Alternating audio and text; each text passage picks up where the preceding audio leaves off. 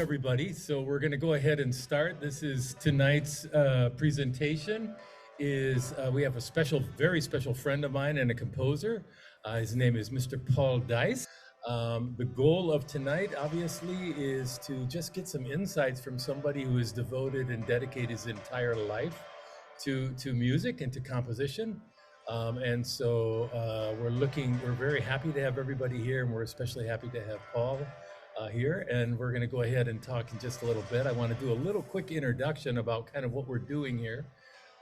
So this is the World Arts and Education Forum, and the goal of what we're trying to do here is create a dynamic where artists and musicians are given the opportunity to explain a little bit about what they do and why they do it, but also for us to extrapolate from what they say and from what they do qualities and characteristics that we can use ourselves, both in our own lives and also in becoming more knowledgeable about the world and potentially solving some of the problems of the world.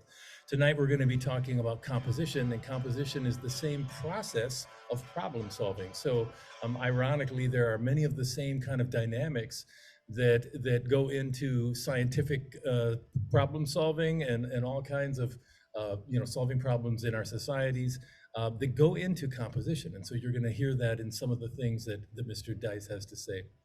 All right, about the World Education Forum, we're looking primarily to begin to change how we teach and how we learn. There's a shifting demographic of problems and needs, and particularly solutions. We're living in a single planet, but we're not functioning that way. We're functioning in divided nations and races, all these constructs that human beings created. This is one of our favorite quotes and one of the inspirations for this particular forum. History has thus far recorded principally the experience of tribes, cultures, classes, and nations. With the physical unification of the planet in this century and acknowledgement of the interdependence of all who live on it, the history of humanity as one people is now beginning. Endowed with the wealth of all the genetic and cultural diversity that has evolved through past ages, the Earth's inhabitants are now challenged to draw on their collective inheritance to take up consciously and systematically the responsibility for the design of their future. We're at a place and a space where, due to technology and the integration of communities and connectivity, we are now able to effectively see that human beings are in fact a single race living on a single planet, and unfortunately the problems that affect one affect us all. And the good thing about music and about the arts is they've been exchanging ideas across countries and across nations and across races for generations, literally thousands of years. We may not think of it that way, but it's a good time to begin.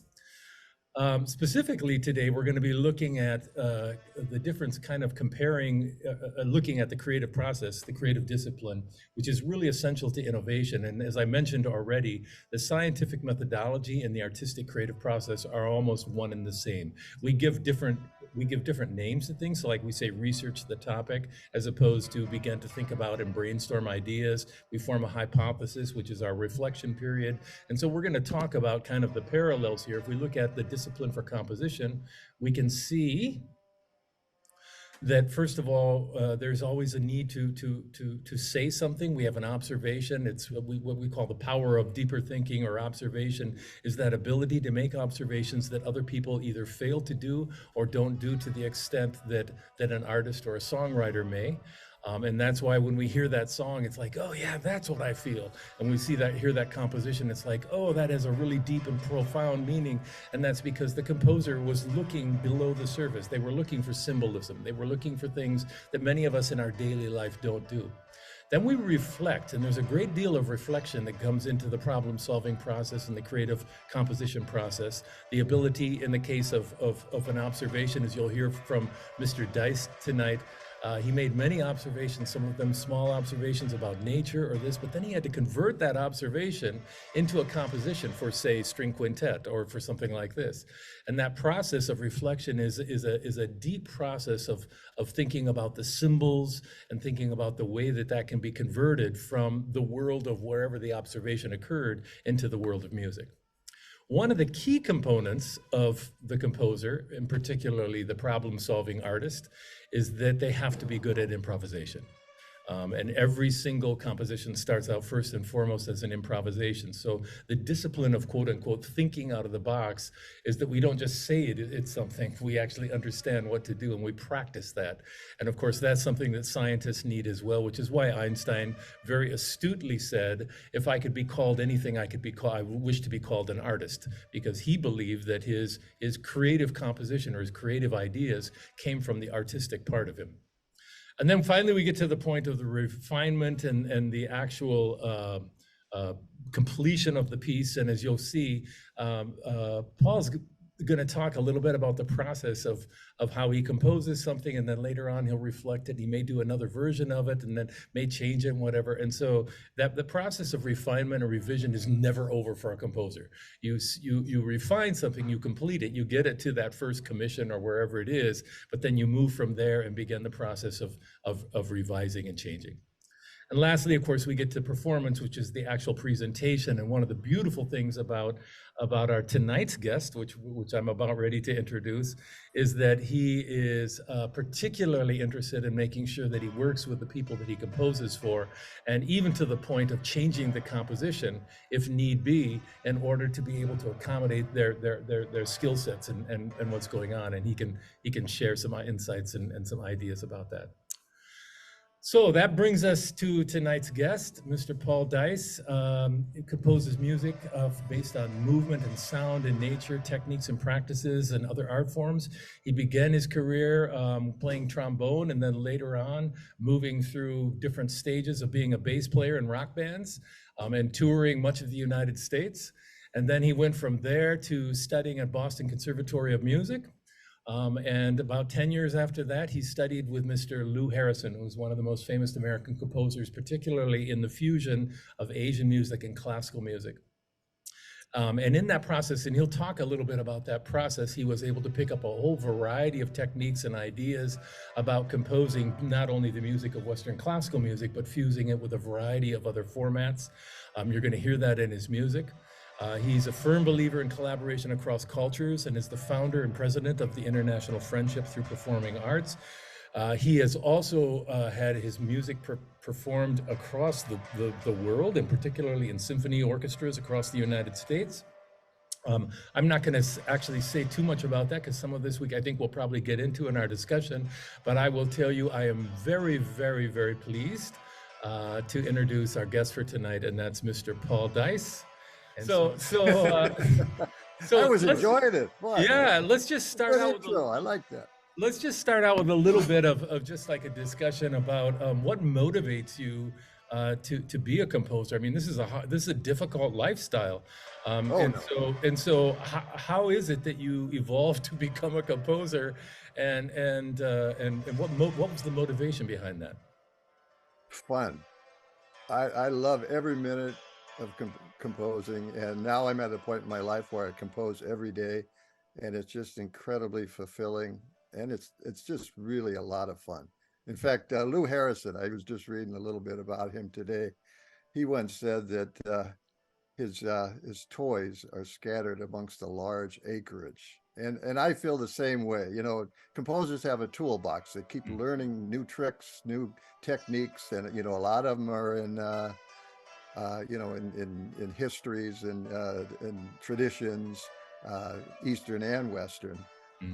And one thing that a lot of people have ignored is the Eastern traditions. And you know, when I studied with Lou Harrison, he taught about mostly about world music and techniques used in traditions all over the world. He was phenomenal. And but yeah, you know, composing is just, you know, basically I just sit down and I start with one note, and then I find out what the next note's going to be. And, you know, of course, along the way, you got to put it in some kind of rhythm. Right. And, you know, once you get like a melody you like, you know, then there's development. You flip it around, you play with it. There's so many ways you can have fun with it. And really, fun is just, that's the key word for me.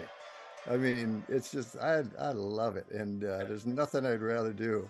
The trouble is throughout the years, I've had to find ways to support my composing. And, you know, sometimes it's jobs outside of Right, right, music, and right. which is fine.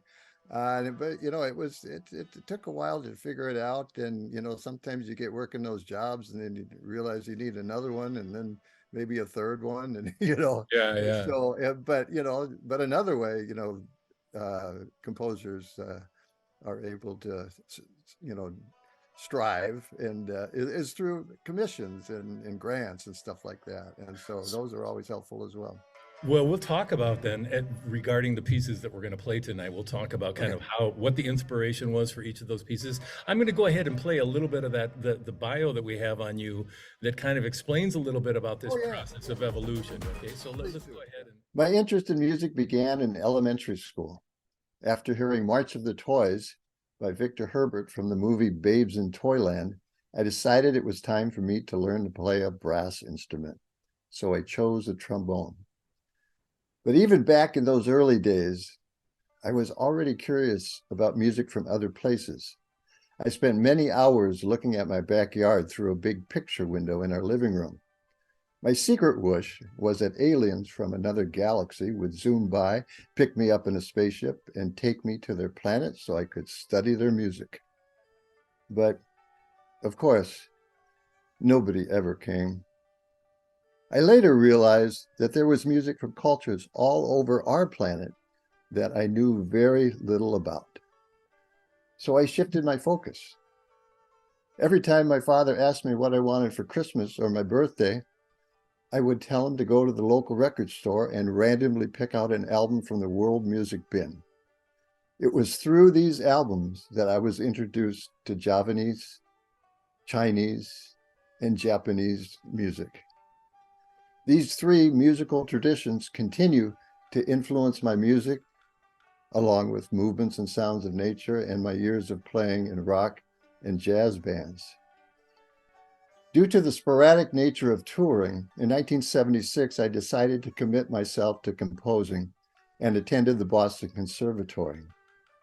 At the conservatory, they primarily taught me about the contemporary European trends in composition. Since the music I heard in my head and wanted to compose was full of peaceful, intertwining melodies, I was still unsure of how to move forward. But 10 years later, I began studies and a lifelong friendship with California composer Lou Harrison. Lou was the first to successfully combine Asian and Western styles in his compositions. At our first session at the Atlantic Center for the Arts in Florida, he handed out 3 scores for us to study, one Chinese, one Japanese, and one Javanese gamelan. Within these 3 musical traditions were the answers I had been searching for. In 1988, I studied with Lou again, but this time at his home in California.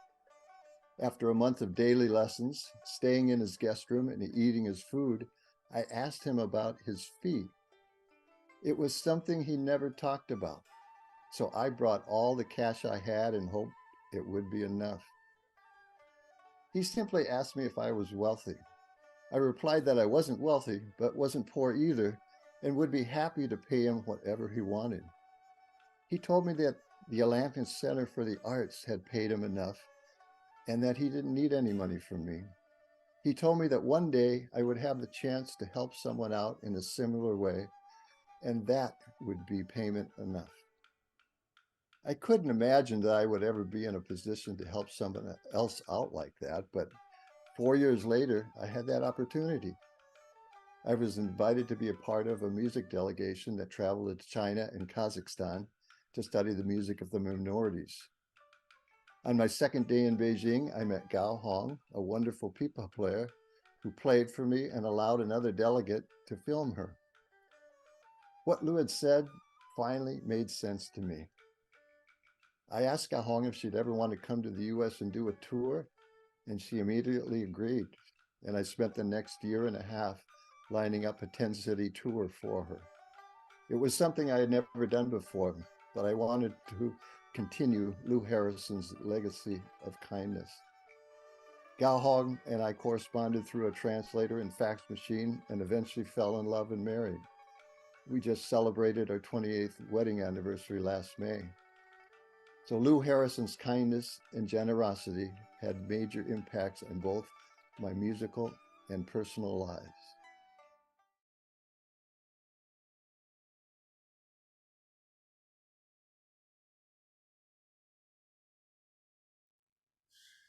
Very nice, very nice. So, yeah, so it's very clear that you had this pathway that took you from the beginning of observations and hanging out with your dad and then playing music in bands and whatever to being fascinated already with Asian cultures and Asian music and classical music as well, and then obviously meeting Gao Hong, and then obviously being able to go ahead and take the 28 years of collaboration that you guys have shared, both in your marriage and your family as well as musically.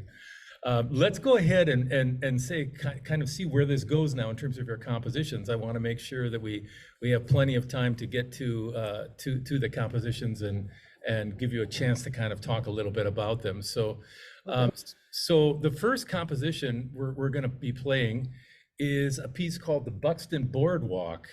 And it features the Heartland Marimba. Can you tell us a little bit about the inspiration for this piece? How did this piece evolve? Well, I was in Buxton, North Carolina. It's on Cape Hatteras.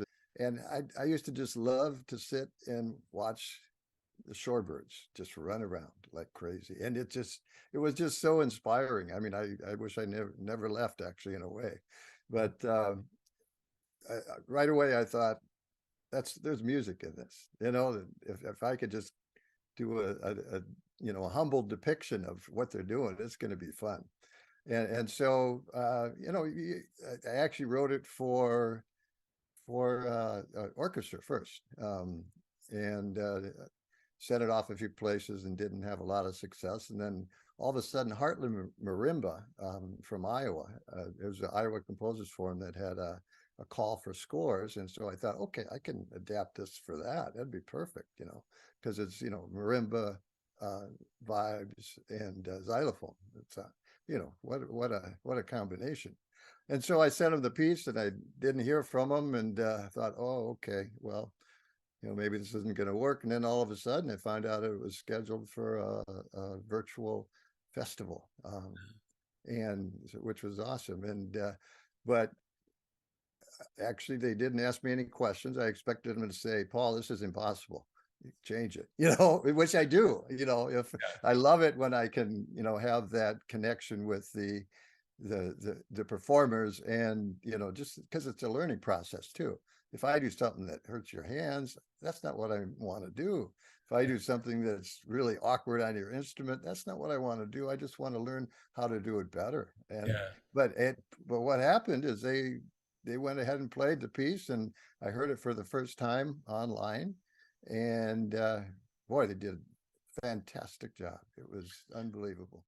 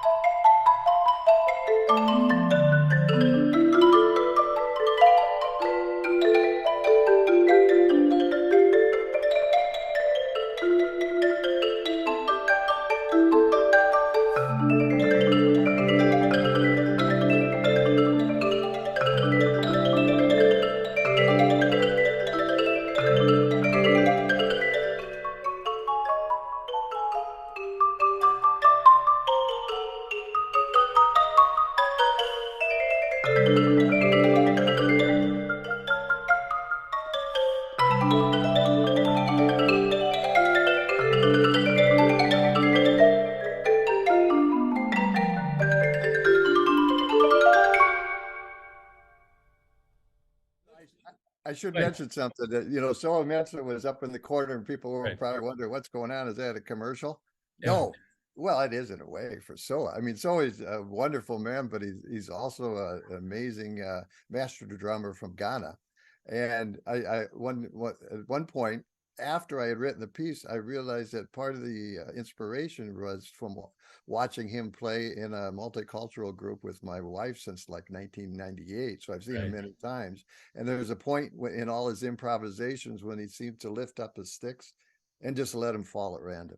And right. so I tried to notate some of As we that. hear elements of kind of that circular compositional style of the gamelan, the timbre, of Yeah. course, of the three different instruments. So we have Yes. vibraphone, we have marimba, and then was it xylophone? Is that what was the Xylophone. Yeah. yeah, xylophone. And so I imagine that all these things are ruminating in your head in order to finally get to the point that they get down on paper and turn into this composition. Is that true? It is true. And actually, it's true in all my music. One thing I've found over the years is everything that I've enjoyed in my life that's been pleasant to me Right. always, doesn't matter what it is. If I look at a painting and I love it, if I see a tree blow in the wind, it all ends up in my music somehow. And I never know when it's going to come in, or I just let it go. you know, Right, right, the right, music's my boss, right, the right. music's my boss, I guess. Yeah. Well, so we're going to move into the next piece. I want to make sure I get to most of the things that we talked about. Okay. Getting Yep. Yep. to. Yep. This is a really fascinating piece. You said you've always had a love of nature, and then nature has inspired. And of course, nature and Asian music of any variety have a lot in common, as they do with Native American music. Any place where cultures have created a deep connection between nature. Can you tell us a little bit about the inspiration for this next piece and how it relates to that love you have for nature? But yeah, with this one, it was, one of my favorite things to do when I was a kid is to go fishing with well, quote unquote fishing, with my father. We used to walk down to the local creek and we'd bring bamboo poles with strings on them, no hooks, because neither of us wanted to hurt the fish. But we love to sit in nature, and we just put the strings into the water and just sit there and talk a little bit. We were both very quiet people, very introverted, but for my whole life, he's been one of my favorite people to be around. But anyway, and that's what this is about. This is kind of going back to those memories, and trying to recreate them in a sense. And this is a group, Spirit of Nature. It's my wife's professional Chinese music ensemble, and Yifan Wu, Vicky Wu, who's playing the guzheng. She's from the Carleton Chinese music ensemble. Let's go ahead and play this piece first. And yeah, we're looking forward to hearing a little bit about father and son mock fishing, which, by the way, sounds like a really good idea because you don't have to bother putting the worm on the bloody hook and taking the fish off. I think I'm going to try that next time. Yeah.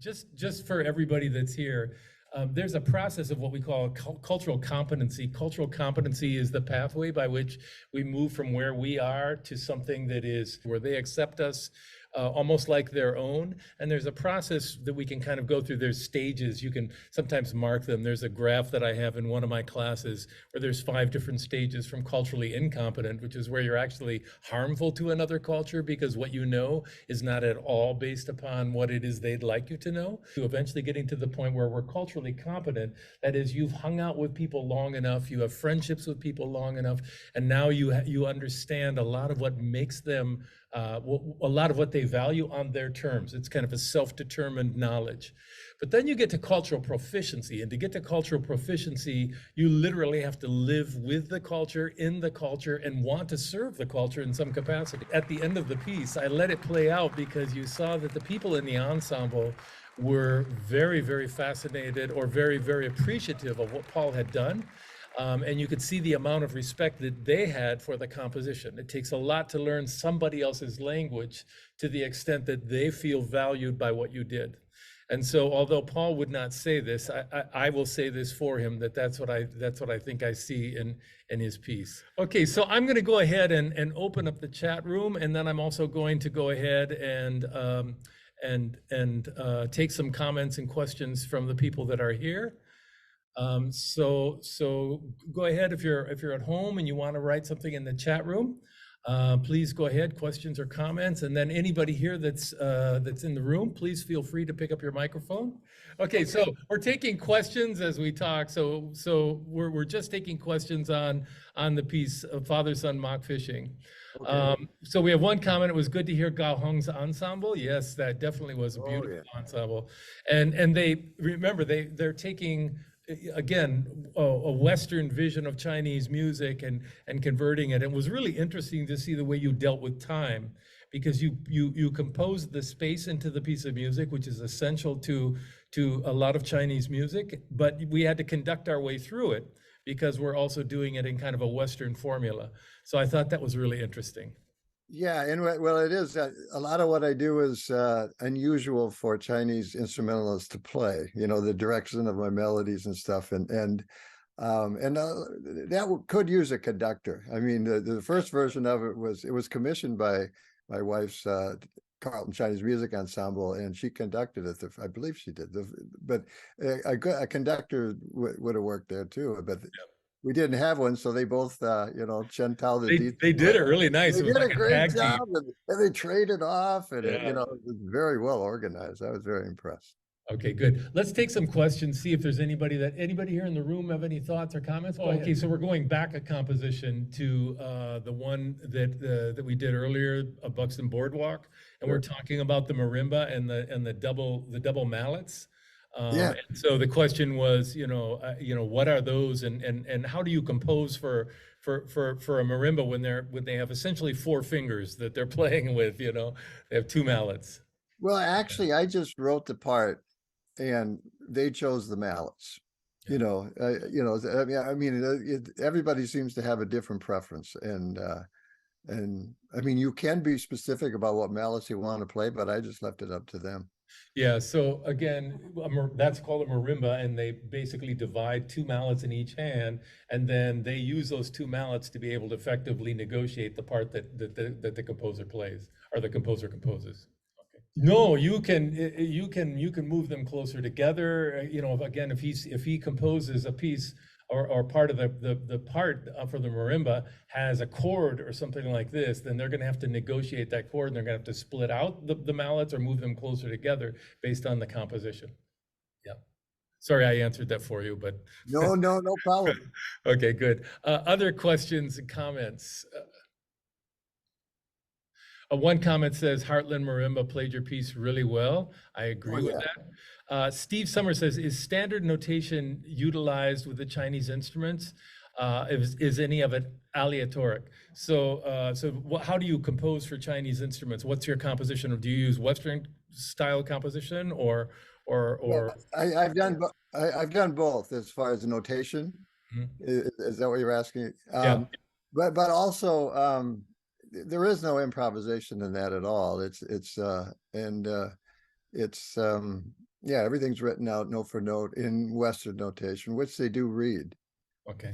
and they read well. In fact, the first time I wrote a piece for Chinese, I wrote it in Chinese notation. It was for my wife, and she said, "Paul, you didn't need to do that." Now you tell me.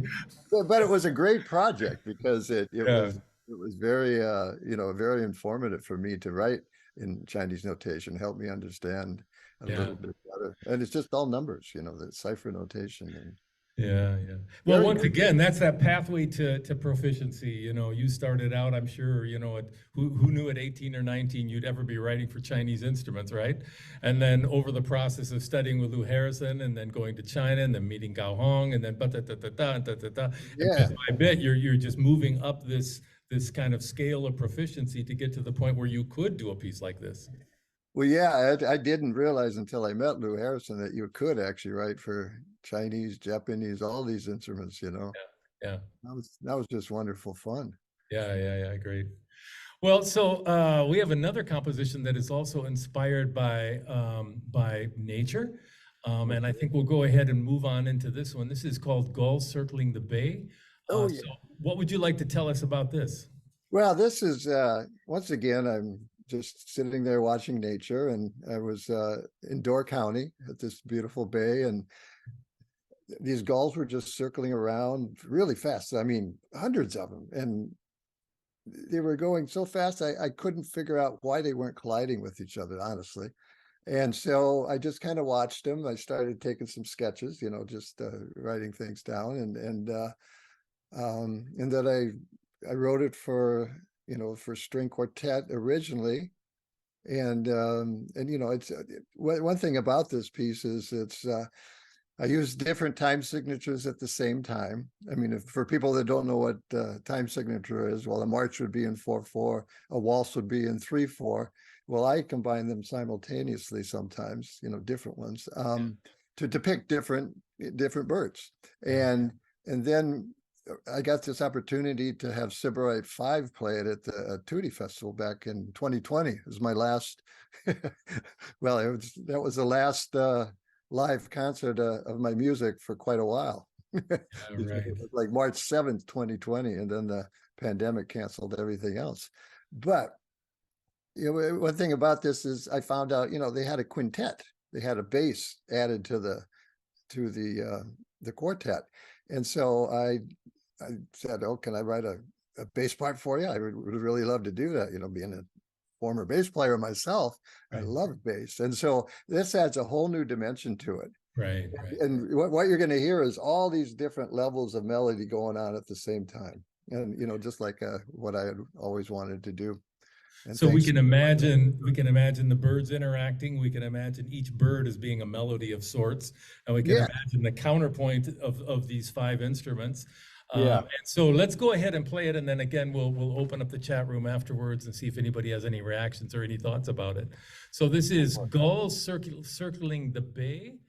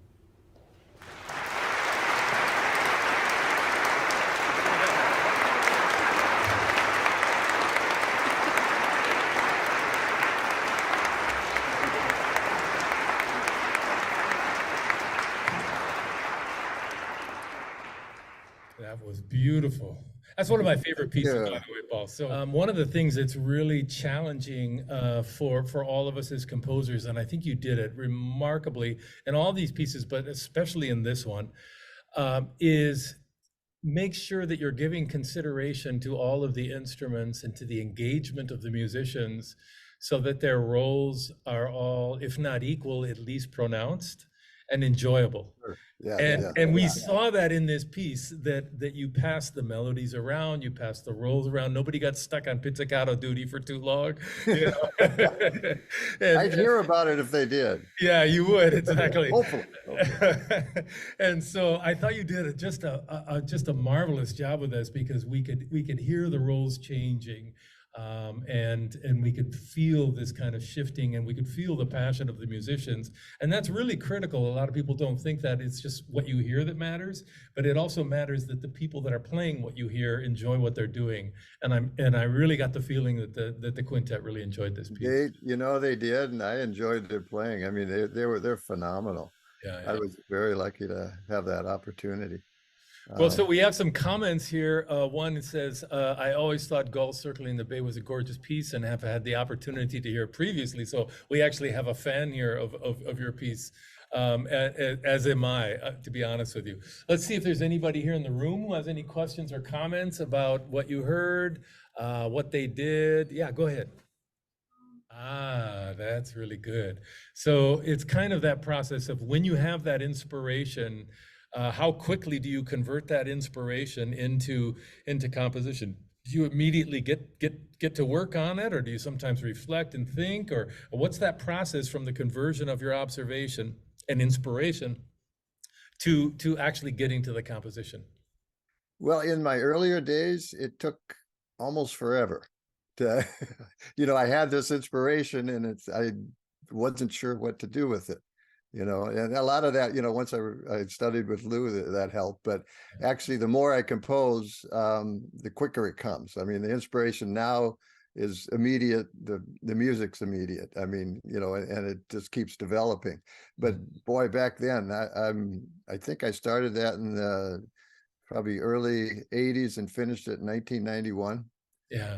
And it was my first the first piece I notated in finale, and it took me the entire summer to figure out finale, and it's like a 5-minute piece, but Yeah, it took me that long. Yeah, so there's a learning curve on everything, and we go through that process until we get proficient. The difference between a lot of really accomplished artists like yourself and many of us that would like to be artists is just whether we're going to allow ourselves the actual engagement to get to that point of proficiency, or whether we abandon it because we start to second guess ourselves and start to give up. And clearly, Don't ever do that. Yeah. No. Yeah. Even, that's one thing about composing. You send things off to opportunities that are, published in many, many different places, but there's a 95 to 98% rejection rate. And you should never, ever take a rejection personally. Right. It's just keep going. Keep your vision going. You've got this wonderful vision. Every composer has a wonderful vision that they want to produce pieces that they hear in their heads, and they should do it. Yeah.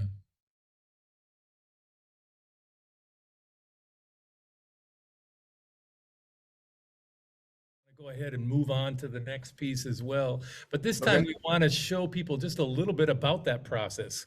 So here you have some program notes which kind of outline your inspiration and the motivation. This is Staying at Home. I just about combined like 3 of your compositions into one title. So Staying at Home, and I'm going to go ahead and show them a little bit about the kind of technique that you used to kind of get a little bit about the scoring and the instruments. And then if you would talk to us a little bit about kind of the process here. Yeah, this was a piece I wrote during the pandemic, and this is what pretty much kept me going during the pandemic. It's couldn't go out, couldn't do much, and so I just sat in my back deck and composed. And my wife did the same thing. We'd have both of our computers out there. We'd be out there all day. Yeah. She was writing a piece for orchestra, and so was I. And Yeah, you But say, I counted the steps of robins as they search for worms and observed the acceleration oh yeah, of bunny hops and scampering critters as the winds picked up. I listened to the songs of common backyard birds, cardinals, robins, chickadees, Canadian geese, and others, and jotted down the melodic twists and turns I imagined as willow tree branches danced in the breeze. And all I observed kept me calm and inspired and made its way into this piece in meaningful ways. Through this piece, as though this piece has inspired several distinct sections, it should be played without pauses. yeah. And so how did you decide then on the instrumentation? So part of the reflection process for a composer is after you have the observation, then you say, I've got to now convert this to an ensemble. How did you come up then with this ensemble?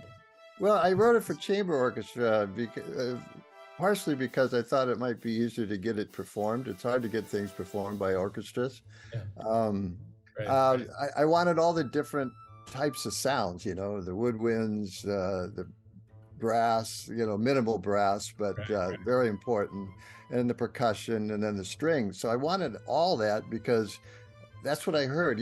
For me, there's music in everywhere. There's music in the trees blowing, there's music in the squirrels scampering around and the bunnies hopping, that there's music everywhere. And when I hear it, I always hear it for different instruments. And so that's what I went with. And I Yeah, thought, oh, go ahead. go ahead. No, go ahead. I can't see you, so I didn't. So I was going to just say, let's listen to a little bit. So everybody, he on the right hand side is the score. This is the way that we notate, and then of course the cool thing is about Sibelius and Finale and MuseScore is that then you can go ahead and play it, and it will simulate the instrument. So an advantage a composer has now that obviously Beethoven and Mozart did not have is they had to put things on the score, using a quill, and then they had to hope that everything would sound good when they finally get to the rehearsal. And it's been copied also by people with quills. Now we can go ahead and we can put it in computer notation and we can hear it. So here's a little sample of the actual computer piece. I can't scroll the score, so unfortunately.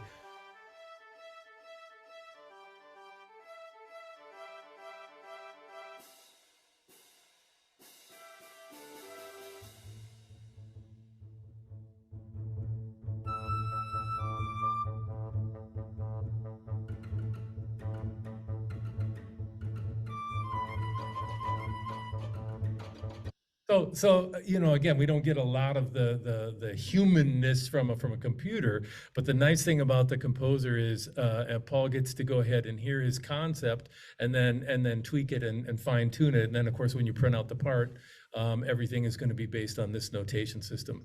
Is that pretty much what we do Yeah, here? but honestly, it never really comes to true life until it's played live. Yeah, And it's not an easy piece. And this was by the Winona Valley Community Orchestra, which did a wonderful job. It's community orchestra. Well, I know there's a few professional musicians in there too, but this is I worked them pretty hard, to be honest. yeah. And I Yeah. think now let's They- talk a little bit about that process of how do you get something played. And I found that we had other things we could have played from professional orchestras that you have, but we chose this community orchestra because I think it's really important that that composers and musicians and artists interact in their communities. And so, how was the process with you getting your piece played with a community orchestra? You had to obviously change some of the writing and the composition to match their capabilities. What went into the process of actually writing for a community orchestra? Well, I just started out. This is interesting. It was just for chamber orchestra. Initially, it wasn't for community orchestra. It could have been professional. Oh, But I'm always ready to change parts, make them simpler if need be. Once you get down to the high school level or whatever, too, it'd be nice to have performances there. So yeah, I try and let people know that anything that's awkward, let me know. I'll change it. yeah. And I just want you to be comfortable and have fun. That's the main thing for me. And so yeah, it's basically this was a call for scores from the Iowa Composers Forum for this virtual festival. Uh, I mean, live festival. yeah, Actually, this was the first live festival in the pandemic, which yeah. was awesome. It was amazing. But yeah, this was just this June 5th, This is 2022. And, you know, so I sent the score to him, and it was Matthew Cody, the conductor's call as to whether it was playable or not.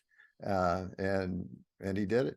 And yeah. they did it. They did it. So. Well, I think it's a great example of that interaction of a professional composer interacting with community. And again, we're looking at this quality of humility, and humility is one of the things that I see in you and I see in your mindset about learning about others that I really, really admire. And I also see that willingness and ability to adapt what it is you compose and what it is you create for the musicians, and not, you know, sitting up in Yeah. some kind of ivory tower and like, you know, no, you're going to do it my way. And so I really love that quality. Let's go ahead and play this. Do you have anything else you want to say before I play? Well, I'm a perpetual student. I mean, I love to learn new things. If I'm not doing something right, I hope people will tell me. And you know, it's beneficial for me. It's beneficial for them, Yeah. and you know, and that interaction is essential. You know, to. Well said. I mean, that's beautiful. Let's go ahead and play a work by a perpetual student, Paul Dice. This is called Sitting at Home.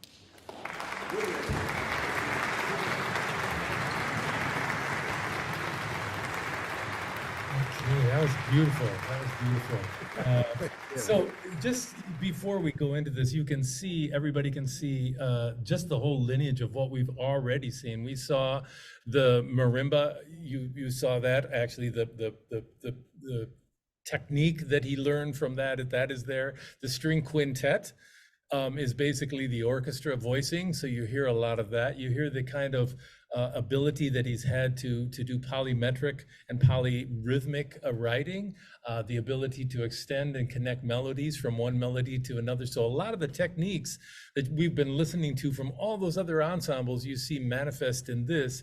And that's the way learning vocabulary works. You know, it's like the more vocabulary we learn, the more we can use. Now he has a bigger palette, and that is, in this case, the symphony orchestra. I really enjoyed that, Paul, and I really enjoyed watching this, thinking that everybody in there is a mother or a father or a sister, a brother, a plumber, a nurse, you know, a school teacher, a fireman, you know, and somehow or another that kind of makes it even more special in some ways. Yes, yes, absolutely. And that they're willing to do new music, you know? Yeah, I mean, a lot of community orchestras will just stick with the classics, you know, that yeah, they're comfortable with and won't yeah, go beyond. But this was an entire concert of new music. right. That's very, very daring and very much appreciated by every composer that was a part of it. It's just Yeah, what a phenomenal opportunity. And that happened right in Decorah, Iowa, yeah. at Luther College. Oh, that's fantastic. Well, we've come nearly to the end of our little road here. Before we play this last piece, I just want to say it's been just such a pleasure having you here and listening to your music. We're going to now play two short movements from Yeah, a work very called short. Between the Stars. Yeah, Um, yeah. yeah, so can you tell us a little bit about the origins? Because I find this absolutely fascinating. Well, this is me spacing out again on my deck, looking up at the sky. And, you know, I love doing that. I love looking at the stars and wonder what's going on up there. And then one day I was looking up at the stars and I was wondering what the heck's going on in the spaces between the stars where I can't see it all. And I came with these two movements, very short, very short. The first one is called Yakety Yak, where I kind of imagine some kind of strange conversation going on up there, because I'm sure they communicate with each other. Okay. And it uses a technique by a rare technique, Erhu technique, the Chinese fiddle technique, where they slide from note to note. Every note is in, and so you'll hear that. That's the inspiration for that. And the next one is from my rock and roll days, playing bass and rock and roll, and it's called the Chase. It's what is it? Authority versus Renegade. Originally, I called it Authority versus Renegade Hippie, but I knew that would age me. You know, yeah, I don't want to do that. No, Yeah, like that's an issue now. So before we play this, I think we should maybe see if anybody has any comments or questions, because I think when this is done, we're going to be out of time. So let's just first of all, either on the chat or in the room, does anybody have any comments or questions about anything so far?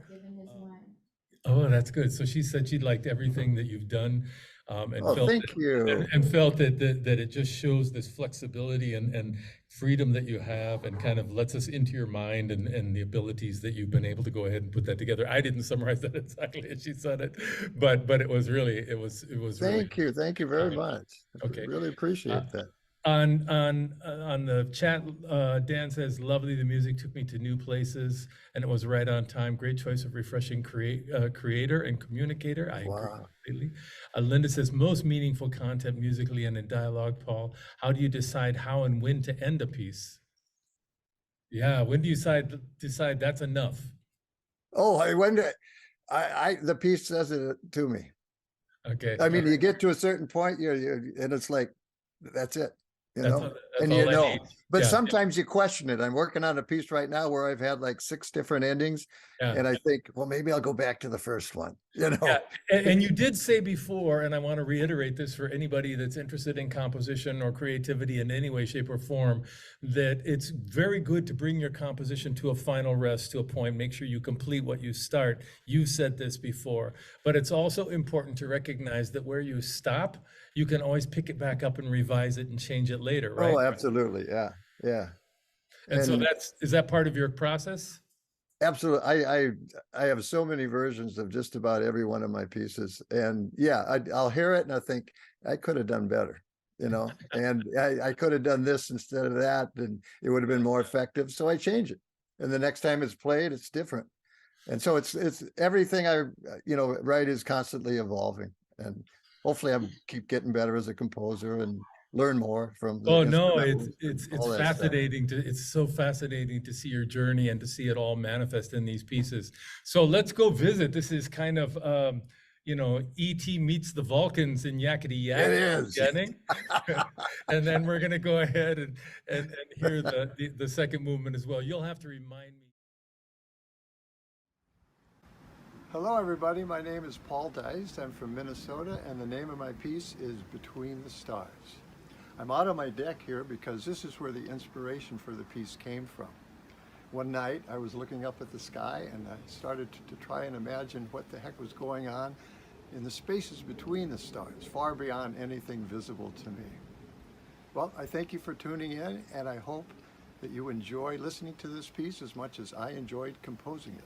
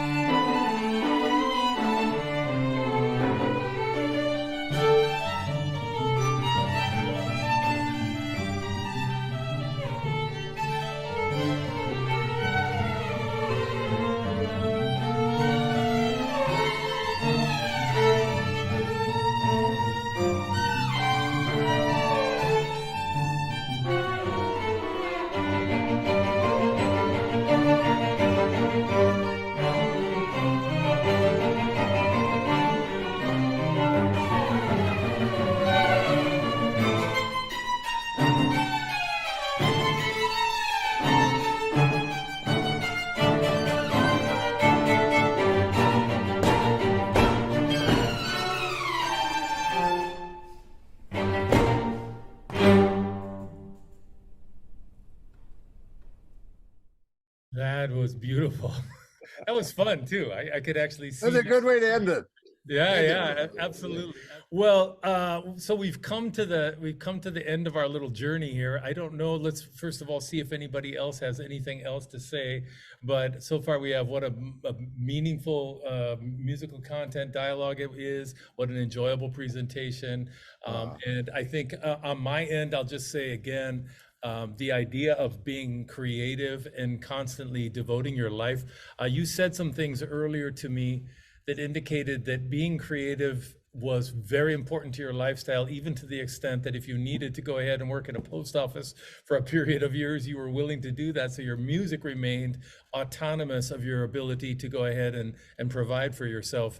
And I think you did that, didn't you? I mean, that wasn't. yeah. I worked so many different types of jobs, and it was all to support my family, of course, but my composing in my earlier years, especially. Right. Yeah, I would do anything, and Lou Harrison actually called me one time, and he wanted, because he knew about all these jobs I'd had, and he asked me, well, Paul, what's a good job for a composer to have, and of course I told him, you got to be able to think, Yeah. you can't be in an office, somebody, Yeah.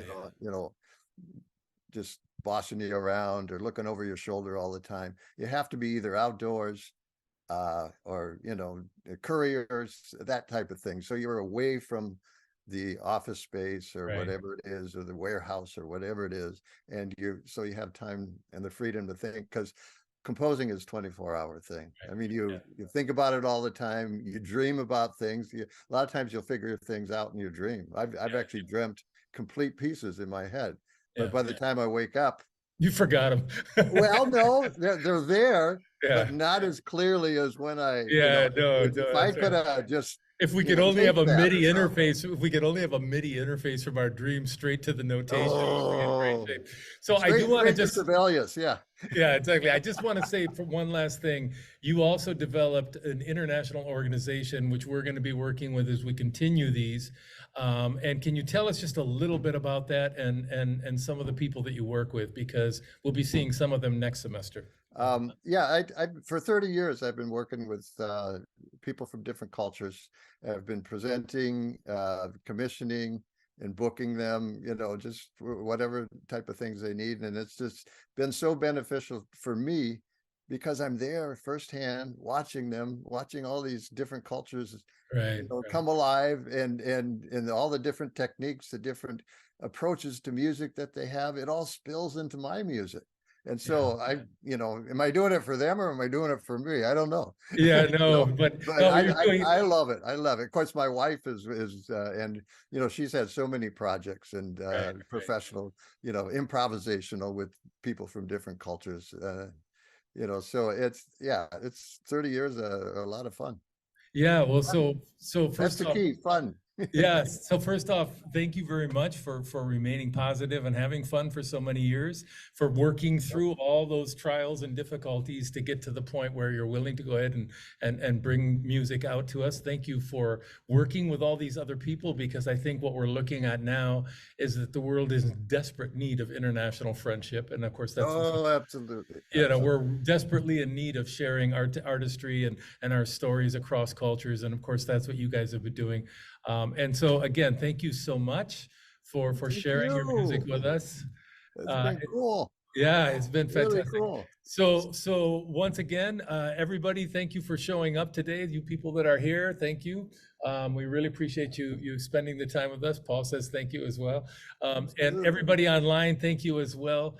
All right, good. Thank you, Paul. Thank you, Appreciate it very Michael. much. We'll be in touch, okay? All right. All right.